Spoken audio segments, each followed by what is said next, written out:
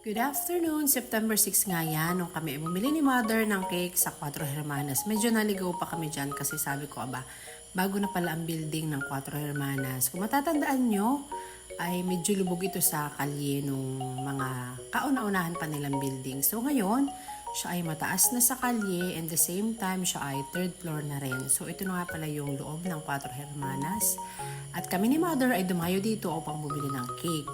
So, alam naman natin, kilala natin ang Cuatro Hermanas sa kanilang masarap na chipon and marble cake. So, dahil birthday ni Tita Jen ay kami bumili dahil mas bet namin yung cake na walang mga icing. Kasi mas minamasarap namin yun.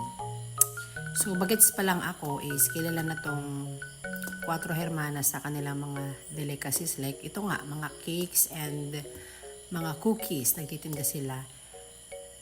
Meron din sila mga retail dito as you can see at may mga cookies at mga yema, pulburon. Marami rito mabibili guys kung gusto niyo pumunta rito. May mga toasted bread din sila at mga leche flan. As you can see, meron din sila macaroni salad dyan. At mga different kinds of cakes, ang dami-dami nila dyan. Then, look at naman the view inside. Kasi first time ko ulit makapasok dito sa bagong remodel na Cuatro Hermanas at talaga namang wala ka ng pinagbago. So, kung natatandaan nyo, ay meron din sila dito mga dine-in na pwede kayong kumain dito. Ayan yung mga menu nila. May merienda sila and mga silog-silog. Meron din sila dito. So, kung gusto nyo uling dumayo dito at kumain, pwede naman. Kasi ang dami nilang table dito na pwede mong kainan. The same time sa second floor daw is pwede ding umakyat at dun kumain. Pero hindi na kami pumunta dun ni Mother. So, as you can see, may mga cakes din dito na iba't ibang klase. Yan. Yun yung mga bagong gawa nilang cake. At in terms of comparing, hindi naman sa nagko-compare pero medyo mas mura ng konti dito sa Cuatro. At the same time, hindi rin naman naglalayo yung lasa, masarap din. So, dito namin napili nga ni Mother bumili, o diba? Ang cake na yan is 220 lang. Tapos yun nga pala yung binili namin ni Mother. Tapos, pinapakita ko na rin sa inyo yung mga ulam nila na menu for today.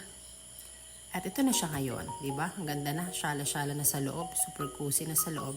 At yan, kami ni Mother ay naghihintay na i-prepare yung aming chipon cake.